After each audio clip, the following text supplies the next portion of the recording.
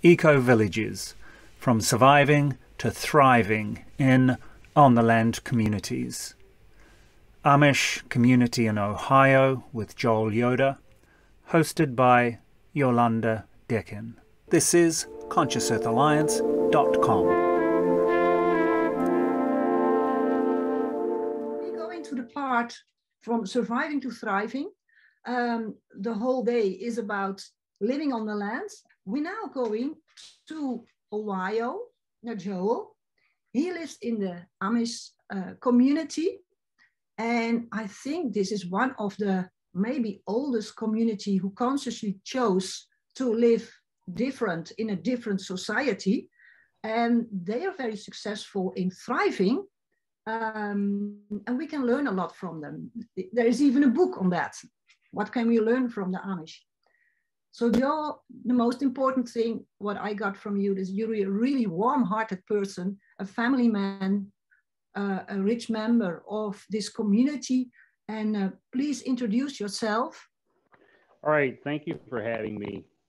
And I feel that this is a privilege to be speaking to you people to help you better understand what our community is and what we believe and why we live off the land and why we thrive as a community. So that's what I want to talk about today. I grew up in a family with 10 children. You might think that's a large family, but I feel that we had a lot of privileges growing up in this Amish community, and we learned a lot of things, and that's what I'm sharing today. The community we have here, we have roughly in the United States, we have like 230,000 Amish people, which is a large number. In our county or our community right here in Ohio, we have like 60,000 people. And, you know, we have our own properties, but we're all one community. So we look out for each other all over the US. And if somebody's hurting or somebody has a catastrophe, we help. We just show up and we help people because we know how it is. Sometimes we are the ones that need help. So we don't ask what can we do? We just show up and we help people if their house burns down in a couple weeks, they have a new house, or their barn burns down 2 weeks, they've got a new barn. Everybody pitches in and helps. So that's one of the strengths of our community. So that's who I am. That's who our community is. And so that's what we want to talk about today. Great, thank you. That's painting the picture where you were born in. And it's a lot of people. It's a strong community then. It is. Yeah. And how does your community generate income? And do they move into a kind of future? Do they have plans for future? How to develop? So our community was more of a farming community. Everybody had their own farm, but we are changing because it's hard to make a living nowadays on just living on the farm, because a lot of the people that you know, the milk production, everything, they want the big farms. They want to back up the semis to the big barns, and so it's very hard to make a living on a small Amish farm. My dad has a organic grass-fed farm, so he produces milk and he does very great with it. That's what he does for a living, and he's done it for 40 some years, and that's what he enjoys doing. And that's one thing we learned from Dad, so we can do our own, provide for our own things to eat. And the other thing we do a lot is we do a lot of canning. You know, we grow our own things, because we know a lot of things you buy from the store, you don't know, is it GMO, is it what it is, pesticides. So in our farm there, we grow our own things. We know it's organic and it's good. because a lot of those pesticides, they really hurt your body. And a lot of people have health issues because of that. Yeah, that's what you recognize. And that's very consciously chosen already by a long time. Where did the Amish from origin come, and when did it start, those communities? What year? Back in the Reformation, Martin Luther, he put up those the theses, and he said he didn't agree with the Catholic, all the Catholic things that were being taught, and Simons was one. Then also Jacob Bauman, he was in Alsace, France, and this is one thing that's very interesting.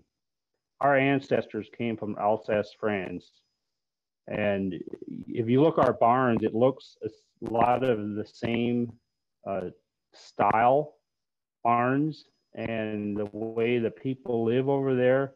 The one thing that's interesting that we discovered, Dan Winter's ancestors also lived in Alsace, France. So it's a long shot, but they might have known each other. That's a long shot. I don't know.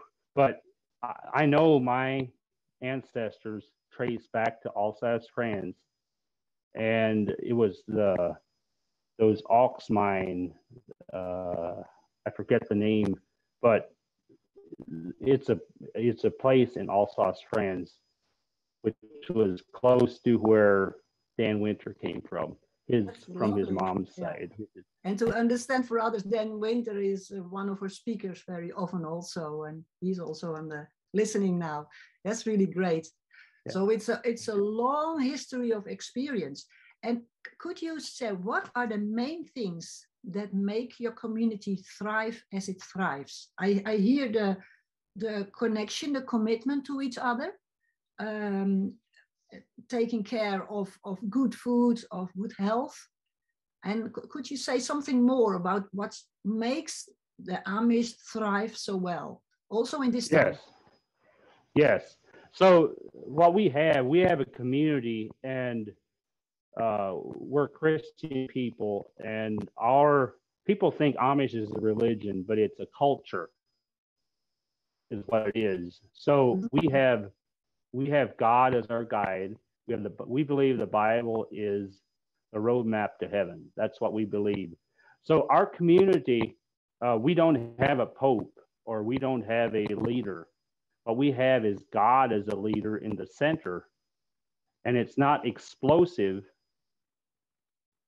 or centrifugal like the world. We don't believe in fighting. We don't believe in wars. We believe in peace. So our community is towards center. And I believe that you look at the Bible and what Jesus teaches, it's not pressure, it's not hate, it's love, it's towards center.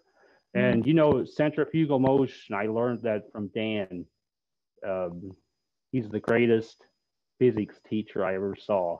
I learned a lot from Dan just by listening and talking with him. And, even though we don't agree on everything, we can still learn from each other. And he's very respectful to how we live. And the way we met, I talked with him about ultra imploders, and I sell them for him. And so the first day we talked, I said, well, I'm Amish, we're kind of weird and everything. And Dan was like, oh, no, you're not. Because his mom made a living from painting Amish people from Lancaster County, Pennsylvania. That's how she became famous. So we had two connections with Dan. So he knew who our people are. So everything is towards center in our community. And that's what makes people look, and they're curious about this. Most people in society, their furniture is turned one direction. It's turned toward the entertainment or TV. Back in the day, when people were younger, the 40s, 50s, people had time to sit on their front porch and talk in the evening.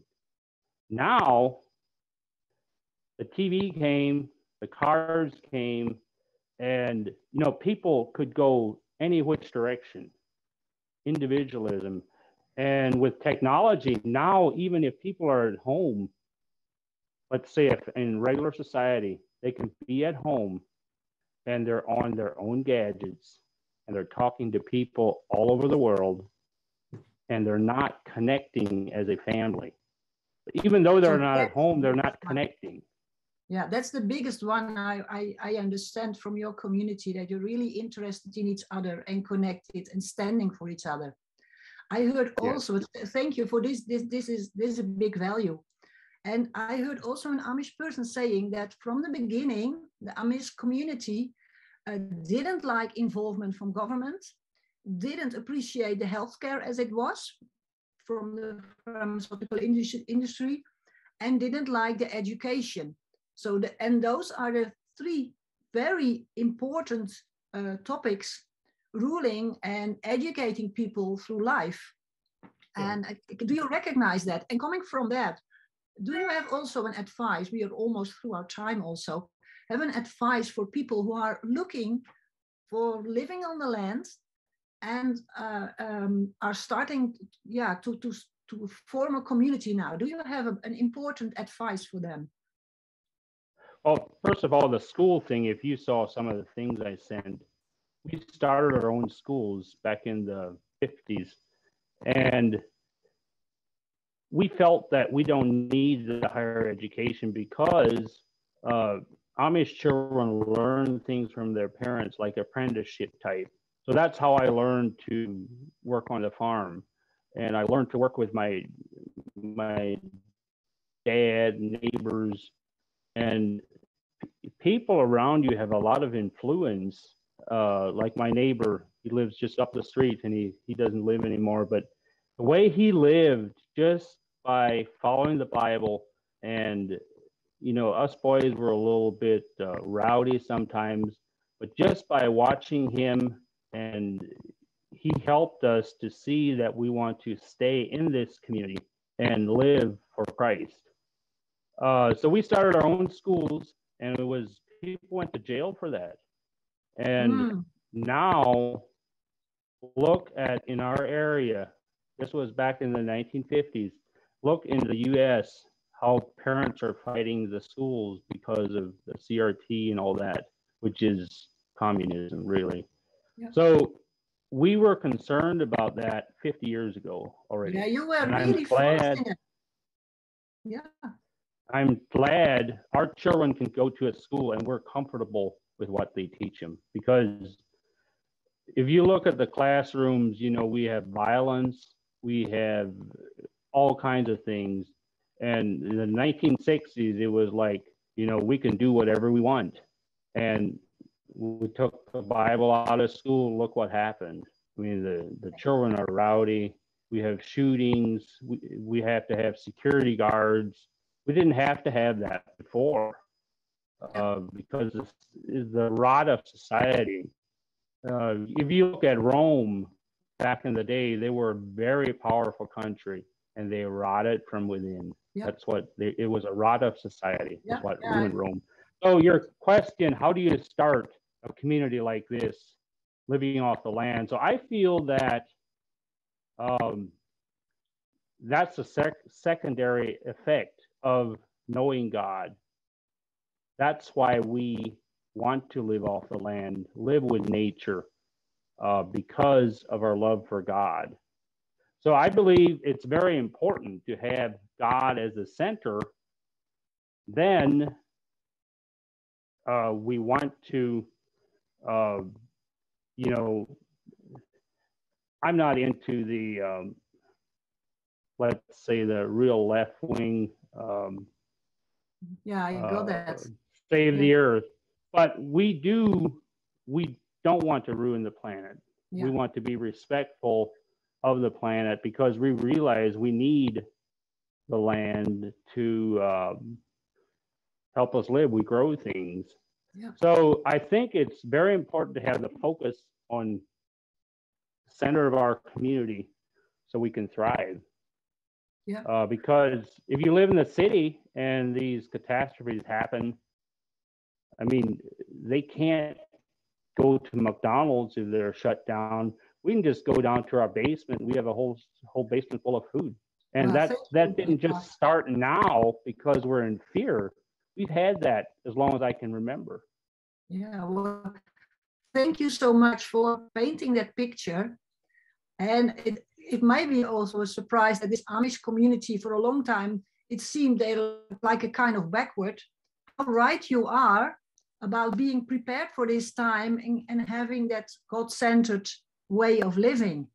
Thank you so much. We have late time in the panel.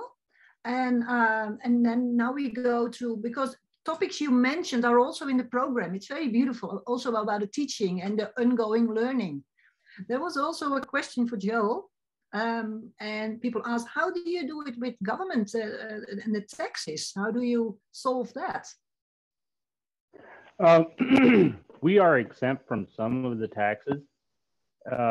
Social Security, which we believe is literally communism. You know, you pay in and you get out. So we are exempt from that. We still pay federal taxes, state taxes. So that's one thing that with our beliefs and everything, they allow us to, because we live simply and within our own community, they did exempt us from doing Social Security. We don't have insurance, but the insurance that we do have in our community, I know if something happens to me, the community will take care of my wife and my children. And that's very important to us because we don't need life insurance because we know we care about each other. We trust each other. So that's the best insurance you can have. Yeah. Yeah, there's a lot of trust in your community. That's beautiful, really beautiful. Thank you. Hey, Joe, the question is, what relationship do you have with surrounding regular communities? Do you have much interaction together with the non-Amish world, or how do you deal with that? Yes, we do. You know, we have our own dress code. We have our own language. We talk a dialect of German, but we do, it strengthens our culture to talk with other people. And I enjoy talking with the people from Africa and the two other speakers here. It's very interesting to listen how they live. So I had a Mormon friend, and he's one of my best friends. He died now. And we were actually at his funeral. And all of us children, all of us boys, when we got married, we went to his place for, they had a beach house. And that was our honeymoon. And, you know, we didn't agree on nearly everything, but we respected each other and we had a lot of fun. And at his funeral, I was a pallbearer, and one of his grandsons is actually his dad would be African American, and he used to come up and visit us. And this is one of the things he said. One of his favorite memories was coming up, playing with the Amish boys barefooted. That was one of his favorite things. After the funeral, my dad was teaching him how to drive horses with an old mower. So the Amish guy was teaching African American guy how to drive horses. The other thing, the Mormon bishop, my dad is a bishop, and the Mormon bishop, they were talking after the funeral. This is what the Mormon bishop said. I wish that I could redo how we lived. I wish I could take my family up on the top of the mountain, away from all technology, and learn to live and connect with each other. That's what he said. It was interesting that he made that comment to the bishop. Yeah. Thank you for sharing. You're also using technique, otherwise you wouldn't be joining us. So that's right. You do, but the main thing is to connect it. So people allow us to use their equipment. This is none of my equipment. We have friends that do it for us. So yes, we enjoy talking with people. I mean, we had that big Horse Progress Days. There was 40,000 people here, people from all over the U.S., Canada. With the COVID, there wasn't as many international people like normal, but they come, they like to talk with us. So we're very open with people. Yeah, well, thank you very much. And what I heard is during the COVID period, that a lot of Amish women, and it's thousands of them, were sewing masks where they were needed. And so you use your talents also to the public. Yes. So we don't believe in going to war. We believe in peace, but there's a lot of things that we can do for the government. We have programs where we go disaster relief with Christian Aid Ministries. You know, if something happens, rapid response, we go in and clean up for people, or search and rescue things, or our youth group has things that projects, they go for 2 months. So there's things we can do instead of going to war. Yeah, it's very strong. So the communities I hear from, they're not only, you know, for themselves, taking care for themselves, but even have the possibility to do all kind of relief work. And that's really beautiful. Thank you all for painting this picture from your practice and what you came to know. It's very encouraging and also attractive to live in communities. I really got that from each of you. So I want to thank you a lot for your input and for your love and your consistency, your hard work, I know for sure. And yeah, thank you so much for contributing to us, to our program. Thank you so much for bringing all these practicalities in. Thank you so much. The invitation. Hope to see you again soon. Thank you.